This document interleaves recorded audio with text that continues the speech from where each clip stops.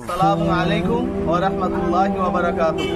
আমাদের ডিস্ট্রিক্টে বুকনি এলাকায় যে বন্যায় যে জলজলিত হয়ে আছে দীর্ঘ 1 মাস ধরে, তারপরে আমরা আমাদের গ্রামে আলোচনা করি যে সেখানে যদি আমরা ন্যূনতম মানের কিছু তাদের কাছে পৌঁছাতে পারি।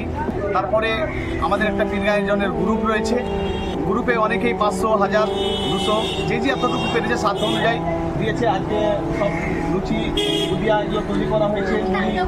যা আমরা সাধ্য অনুযায়ী যতটুকু পেরেছি, আমরা গ্রামে ঘুরতে যাইনি, এই স্ট্যান্ডে আলোচনার মাধ্যমে যে যতটুকু পেরেছে দিয়েছে।